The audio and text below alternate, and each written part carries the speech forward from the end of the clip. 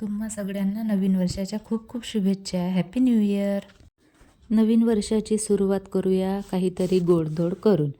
मी इथे मस्तपैकी गाजराचा हलवा बनवलेला आहे. एकदम सोपी पद्धत आहे. पारंपरिकरित्या जी पद्धत आहे तीच पद्धतीने मी इथे हलवा बनवलेला आहे.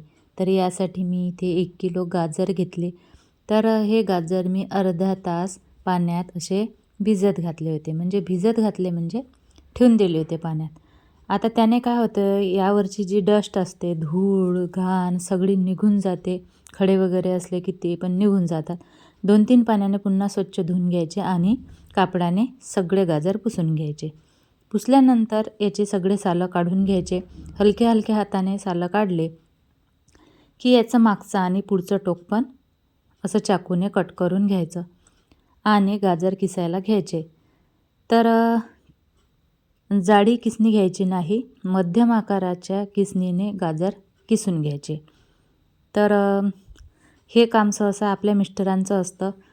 मिस्टरांना जर सांगितलं तर ते लगेच करून देतात. थोडं त्यांच्याशी गोड बोलायचं आणि ते लगेच करून देतात.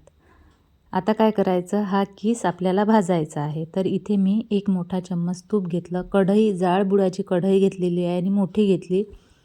आणि तूप गरम झालं की यात हा सगळा किस टाकायचा आणि मस्तपैकी अर्धा ते पाऊण तास भाजून घ्यायचा आहे.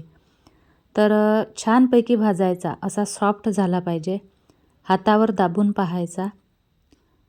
हा जर किस छान सॉफ्ट झाला तरच आपला हलवा छान होतो.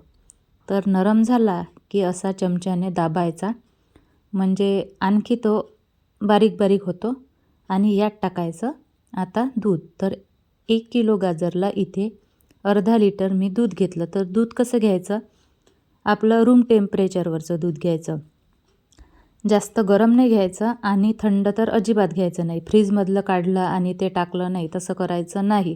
आणि साई सकट घ्यायचं, त्यावरची साय काढू घ्यायची नाही, तसंच वापरायचं. त्याने आपल्या हलव्याला छान टेक्स्चर येतं, म्हणजे मस्त असा स्मूथी होतो आपला हलवा.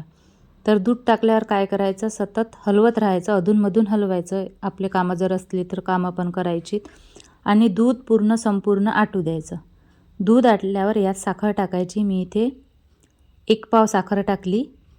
तुम्ही कमी जास्त करू शकता, तुम्हाला कितपत गोड हवा आहे त्यानुसार तुम्ही साखरेचं प्रमाण ठेवू शकता. तर साखर टाकल्यावर याला काय होतं, पाणी सुटतं. मग पुन्हा हा पातळ होतो. तर पुन्हा हे पाणी आपल्याला आटून घ्यायचं आणि मस्त घट्ट हलवा शिजून घ्यायचा आहे. आणि हलवा शिजला, यातली साखरेचं पाणी आटलं की यात आपल्या आवडीनुसार ड्रायफ्रूट्स टाकायचे आहे. ड्रायफ्रूट्स आणि वेलची पूड टाकायची आणि मस्त हलवा एकत्र करायचा. आता याला थोडंसं सजूया. मी एका डिशमध्ये हलवा काढून घेतला. यावर काजू ठेवले आणि मधात पिस्त्याचे बारीक काप टाकले. मस्तपैकी हलवा तयार होतो. खायला एकदमच छान लागतो. व्हिडिओ आवडल्यास एक लाईक करा, शेअर करा आणि चॅनलला सबस्क्राईब करायला विसरू नका.